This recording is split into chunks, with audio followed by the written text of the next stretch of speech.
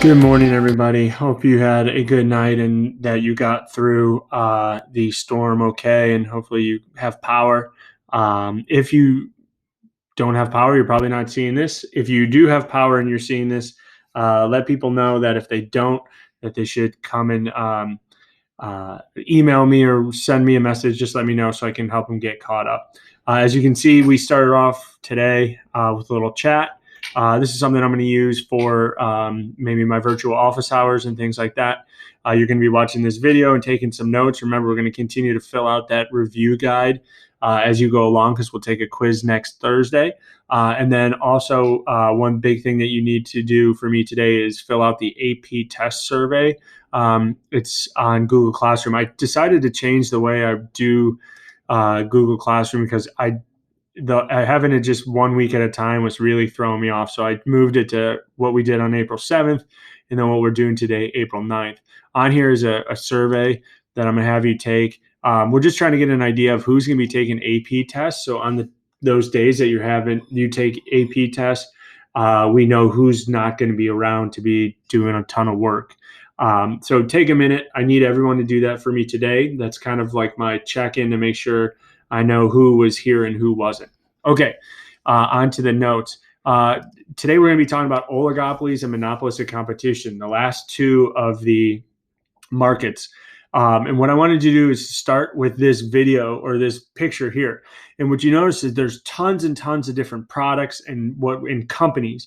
But when we go to the middle of this awesome picture, what we see is that realistically that there are really only 1, 2, 3, 4, 5, 6, 7, 8, 9 major companies that sort of own everything. All right. So you've got your Coca-Colas and PepsiCos that are sort of more your soft drink type things. You have your P&Gs, Johnson & Johnson, Unilever that have control of a lot of our healthcare items, whether it's dish soap and laundry detergent, all the way to feminine products and deodorants and to body sprays and toothpaste and all that stuff. This is a really good example of the first topic we're going to talk about, which is an oligopoly. Oligopoly comes from the root word oli, meaning a few. So in this situation, we're talking about where there's only a few companies that have control. So I've got a couple examples in the corners here. Airlines is a great example. There's a lot of different flights, but when you break it down, there's only a handful of airline companies: Southwest, Delta, American Air, Virgin Air. There's that new one, Allegiant. There's the other one where you basically have to pay for everything, and I can't think of its name right now. Spirit, I think it is. Coke and Pepsi would be considered that. I talked about Walmart, Target, Meijer would be considered an oligopoly, where you have a few of these companies that have a lot of market power. That's different from what we talked about with perfect competition. They have a lot of market power and they control the prices. They control the market. Whatever Pepsi does, you usually see Coke do the same thing. If Southwest lowers flights, you may see other people lower their flights and things like that. So oligopolies are characterized by a few companies that have a lot of market power and they control everything. And the products can be the same, they can be different. Target and Walmart and Meijer would be considered in a market of an oligopoly. But even the things that they have in the store, yeah, they sell clothes, yeah, they sell food, they sell a lot of different appliances, TVs, things like that, but the quality is a little different. Walmart has its target market that they cater to. Target has their target market, and Meijer falls somewhere in between. Okay.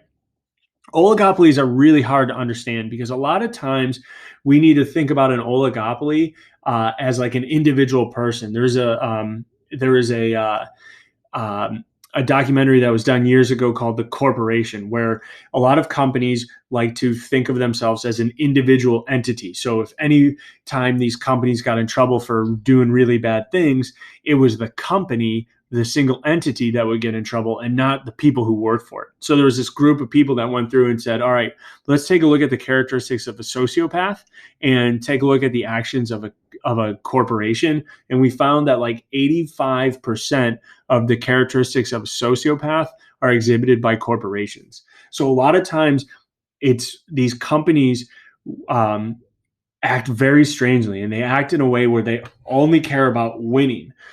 But in order to win and do different things like that, they sometimes will come together and they will collude. And that's this definition here, collusion, where they will cooperate to raise funds, where they get together and they say, okay, if we do this and you do that, we're both going to make a lot of money.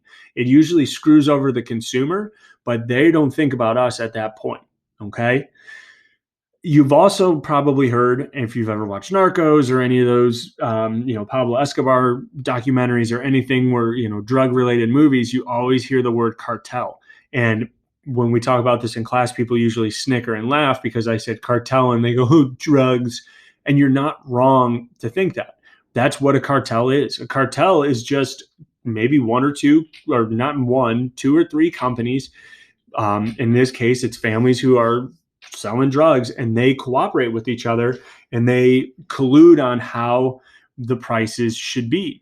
So a lot of times when there's only two or three companies, or maybe up to 5 companies, we really have to be worried about whether or not these companies are going to collude, because if they do this, they could easily make money off of us. But collusions and cartels don't always happen. If you think about every episode of Narcos, or you think about every drug cartel movie I've ever watched, it always ends the same way.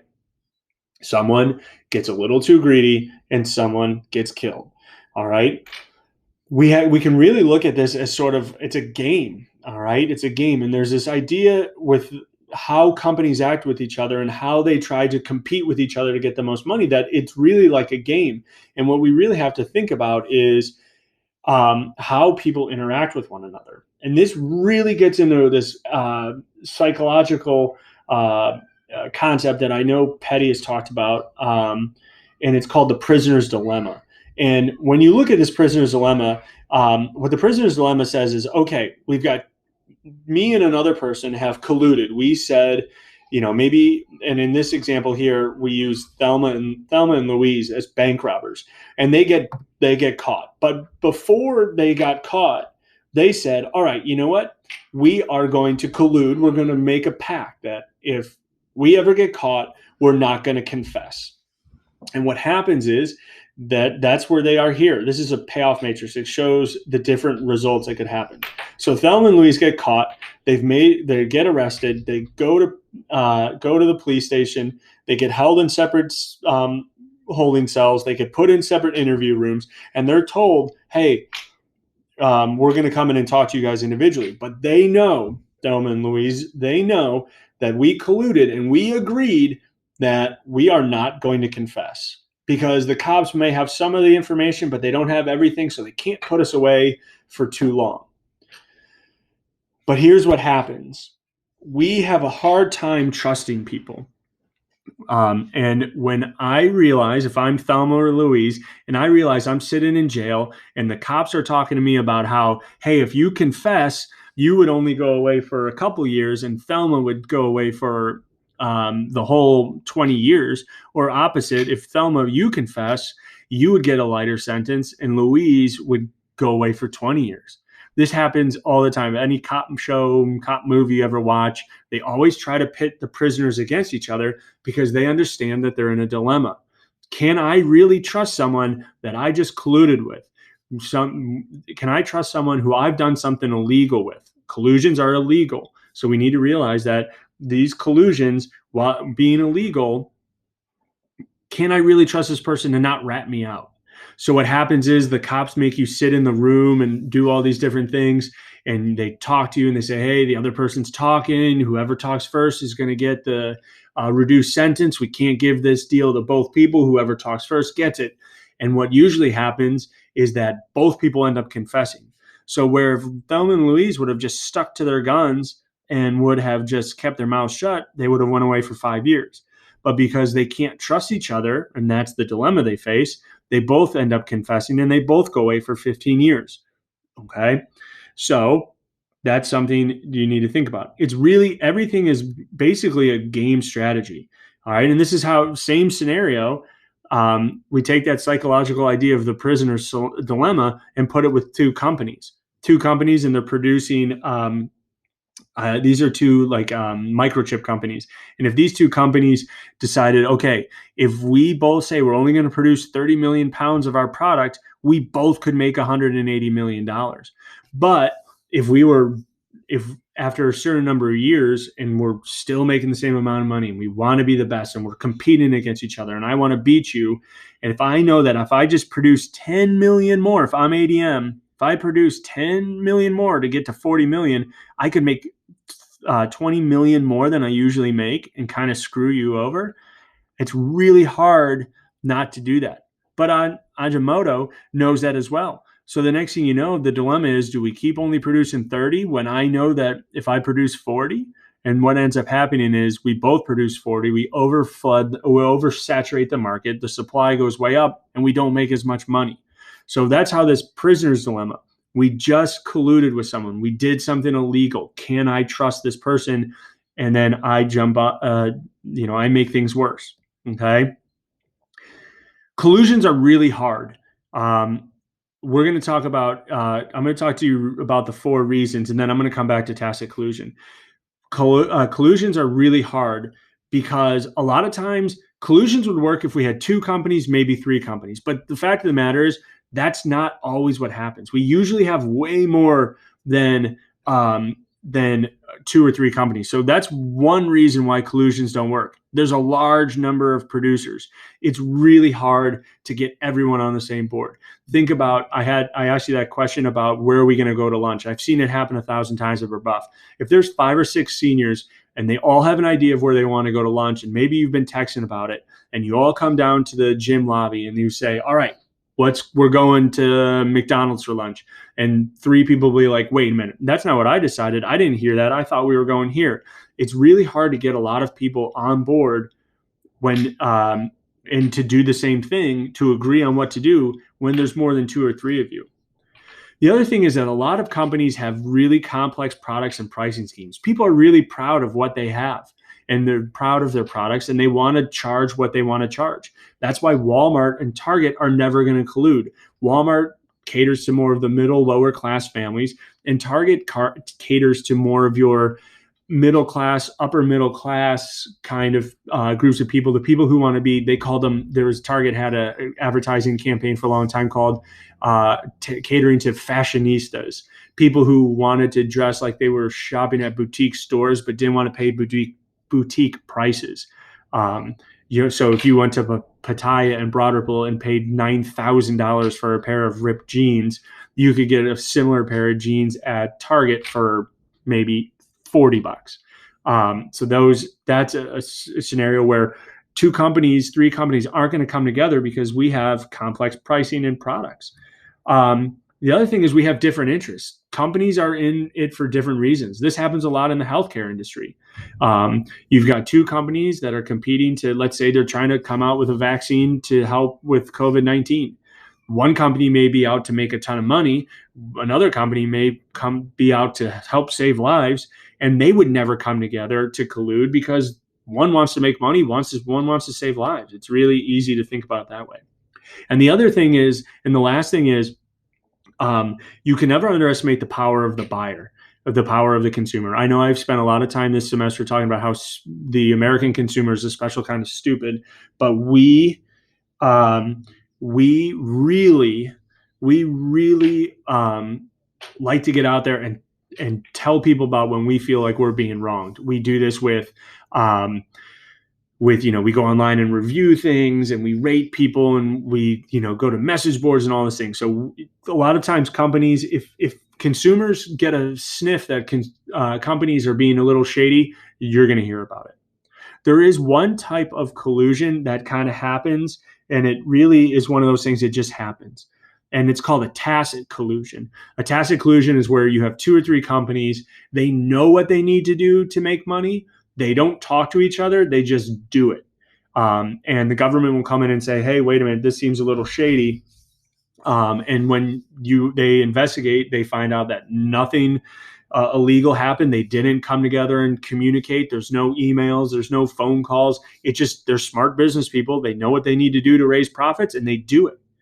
Even though they didn't act illegal, the government is still going to try to shut that down, maybe by regulating prices, doing other things, because collusions of any form is bad. All right. So the last thing about this is sometimes, like, a way that it's hard for us to collude is we play this honest game where I know what I need to do, you know what you need to do, but what happens is we're always playing a little nervous, and it comes in this idea for tit for tat, where I'll play honest if you play honest, but the second you screw me over, you better believe that I'm going to screw you over. And now it becomes this war, this almost like price war back and forth.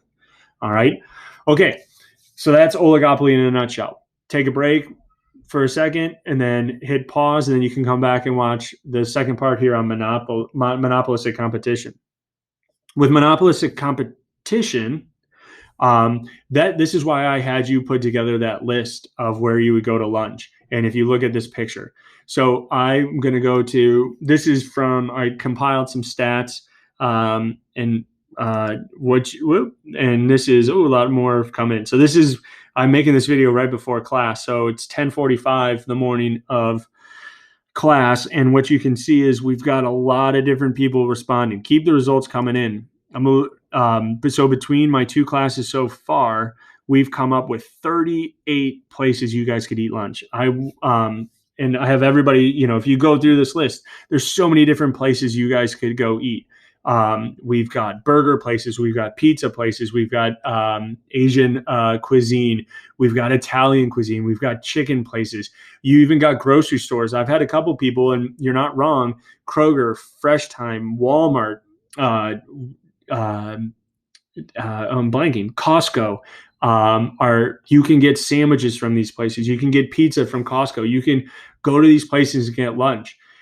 You guys were so lucky that I had a class once, they got up to almost like 70 places. We didn't even put no one put the cafeteria, but all these places you could go and get lunch. When I was in high school, we had there was a Little Caesars. We couldn't go off campus anyways, but if we went off campus, you could go to a Little Caesars that was close enough for you to get food.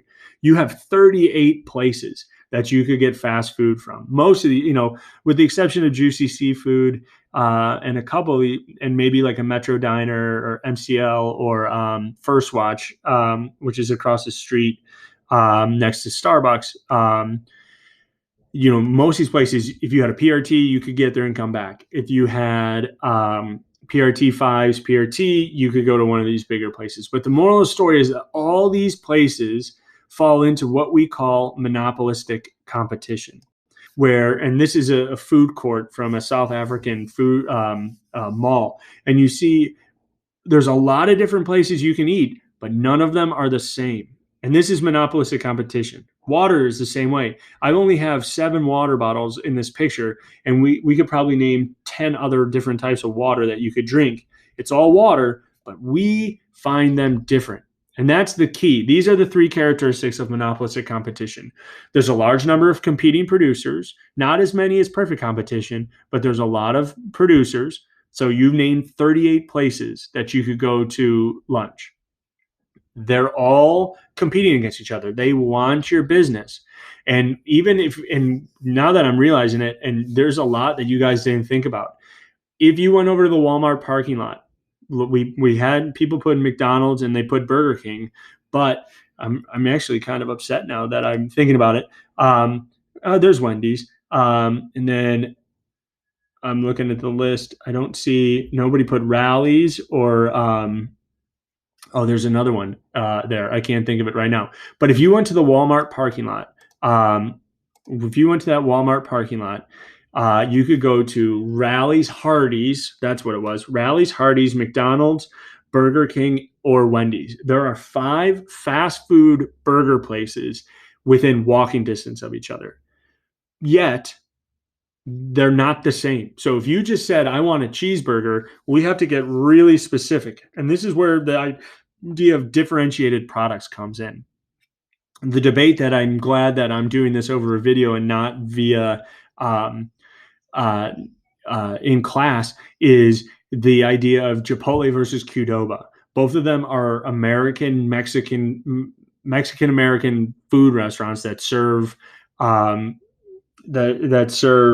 my gosh, I'm blanking on words, like burritos, and they have chips and they have their versions of queso, but everybody will argue about how different they are. And it all comes down to cheese, right? Our big argument is over cheese. That's what these companies want. They want you to feel that they're different. I got in an online argument with one of my old assistant coaches because he said that he would rather eat Burger King every day over Wendy's, and I thought he was nuts. We all have different burgers that we like. They all make them a little different. Okay, the food court has way different options because not everybody likes the same food. If it was all McDonald's in that food court, you would probably see that they wouldn't do as well as if they had a variety of different things. Same thing with sub places, Jimmy John's, Jimmy John's, Firehouse, all these different things. People are different, okay? And how we make ourselves different are by these three things: style and type, right? The way that style and type, the imperfect substitutes, right? How do you want your burger made? How do you want your sandwich made? That's a huge thing. Where it's located, where do you need it? Where do you live? Where do you work? Like if there's something that's really close to you, this is a big, if you have a good location, your business is going to do better than others. There are some places around Brebeuf that maybe you didn't think about because you can't easily get there. I always talk about how I would rather go to Chipotle because it is like 5 seconds closer than Qdoba, and I hate pulling into the Qdoba parking lot. That's my irrational reasoning, but that's what I stick to. And then the last one there is that idea of differentiation by quality. Okay. We will pay for quality. So I named those 5 burger places. If you don't think those 5 burger places are great, that's okay. You can go across the street to Five Guys and get a better burger. There's some places on Michigan Avenue, Texas Roadhouse is there. There's a couple other places there that maybe you can get a higher quality burger. But these 3 things is how we characterize as products being different. All right. And how do we know that products are different? It's because we see advertisements. We were told that products are different. Advertising costs millions and millions of dollars. We spend so much money every year on advertising because we're trying to show consumers that our product is different. Big companies have advertising campaigns. Small stores that only have 1 or 2 locations probably don't have advertisement because they don't have a huge market power. But when you're McDonald's and your Target and your Walmart and your Five Guys and your Jimmy John's and your all these different places, insurance companies, you're going to have advertisements because you want people to see you as different. Okay. There's one that got cut off here in this slide. I think I'm going to make it a little bit smaller. I said smaller, not bigger. One thing that we need to think about too is brand names.